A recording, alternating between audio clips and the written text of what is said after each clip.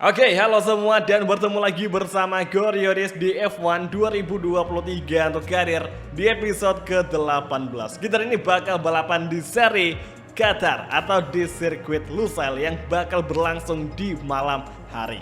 Nah, kita ini bakal melakukan pengembangan di bagian aerodinamika karena inilah yang paling rendah dari semua pengembangan yang sudah kita lakuin.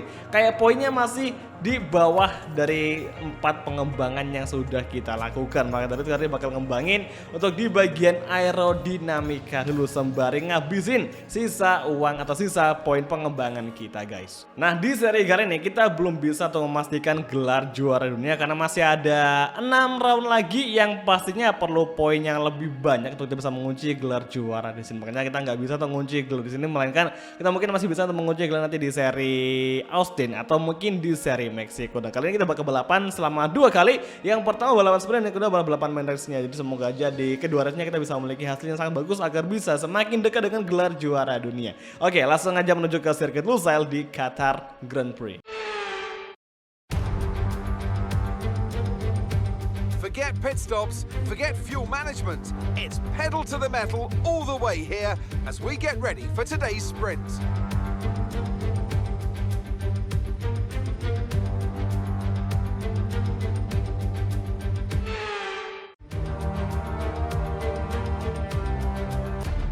Off the back of a fantastic qualifying session, it's time to see how our starting grid looks for today's sprint. An immense lap from Carlos Sainz yesterday puts him in pole position, with Charles Leclerc alongside. Considering the rest of the grid, we have Price, Hamilton, Ocon, Verstappen, Norris, Perez, Russell, Fernando Alonso, Oscar Piastri, Albon, Joe, Bottas, Magnussen, Tsunoda, Stroll, Hulkenberg, Ricciardo, and Logan Sargent. Which of these drivers will get pole position today? We'll soon find out. Oke guys, tibalah kita di starting grid untuk F1 23 round ke-18 tepatnya di balapan sprint untuk GP Lusail, yang mana hari ini Ferrari sangat mengerikan. 1-2 di kualifikasi Ferrari menempati. Sementara itu Prasetyo Pras mau mulai balapan dari grid ketiga bersebelahan dengan Lewis Hamilton. Kalau gitu langsung saja kita mulai. Lusail Qatar, balapan sprint, night race lagi. Sampras, it's on the way. Oke, menuju turn 1 mengambil dari inside line, tapi gak bisa karena sekarang Carlos Sainz mengambil inside, namun Pras mampu menyusul di bagian outside line meskipun ada perlawanan dari Carlos Sainz. Kemudian Pras mencoba kembali men-switch back di turn kedua. Luar biasa, akhirnya Pras mampu menjadi race leader di sektor 1 di lap pertama. Di sisa 5 lap lagi. Tapi jangan senang dulu. Ini Carlos Sainz sangat jauh banget buat ngalah kepada Pras di awal-awal balapan. Karena gue rasa Ferrari nggak mungkin tinggal diam.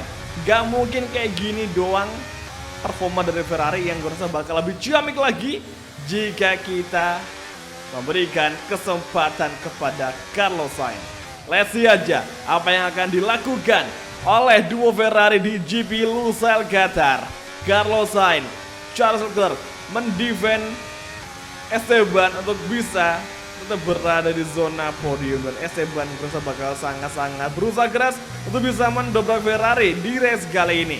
Oke, lap pertama hampir usai, namun Carlos Sainz belum bisa menyusul atau kembali merebut tempat pertama dari Prasetyo Pras, dan kita cukup melebar, dan akhirnya Carlos Sainz datang dari inside line, namun Pras mampu melawan, dan sekarang Carlos Sainz mendapatkan sebuah slip dream dan dia mengambil si kiri. Bahkan Esteban pun juga menyusul, tapi sayangnya kita kembali menjadi race leader dan sangat disayangkan Ferrari gagal mendahului lagi.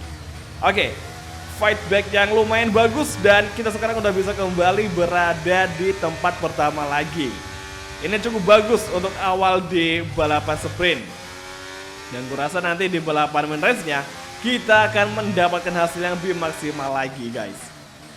Ini cuma 5 lap, jadi nggak perlu kita kayak apa ya, ngatur strategi di mana harus pergantian ban, karena ya ini balapan pendek, balapan sprint. 5 lap aja udah habis. Jadi kayak ya cepet lah, apalagi pakai F1 yang namanya jet darat roda 4 di tikungan bisa melaju lebih dari 100 km/jam, itu pasti cuy.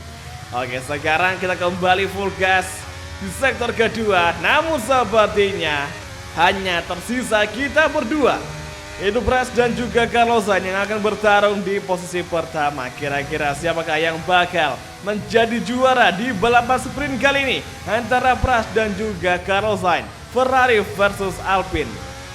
Menuju last corner dan sekarang Carlos Sainz dari outside line, namun Pras mendefend di inside line, kemudian di exit corner. Lap kedua akan segera usai dengan bantuan Slipstream. Apakah Carlos Sainz akan menyusul Pras di turn 1? Oke, DRS enable dan sekarang kita defend dari inside line sembari masuki turn 1 agar Carlos Sainz tidak mampu mengovertaking Prasetyono. Oke, lagi-lagi serangan dari Ferrari tidak ada henti-hentinya. Dan sekarang Esteban Ocon masuk di tempat ketiga. Namun kita juga semula sudah mulai diserang oleh seorang Carlos Sainz yang sekarang sangat mengancam di lap ketiga ini. Oke, hati-hati Pras. Kita fokus ke fighting. Kita harus berusaha keras agar bisa menang di sini, agar bisa memperoleh poin yang sangat banyak, agar bisa mengunci gelar juara di seri Austin atau di seri Amerika Grand Prix. High speed corner menuju tikungan di depan.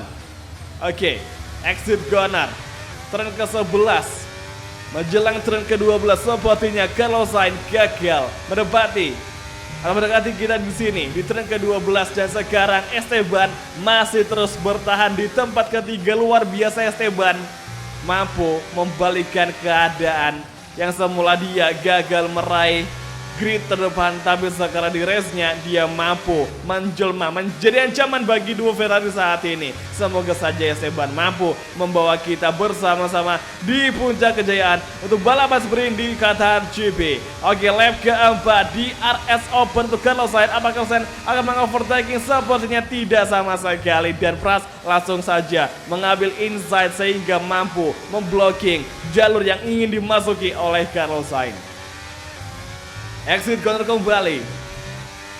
Alpine masih terus bekerja keras dan sekarang finally Esteban Ocon berhasil masuk di tempat kedua. Baru aja gue notice Esteban mampu sekarang berada di belakang kita. Luar biasa, kita beri applause dulu.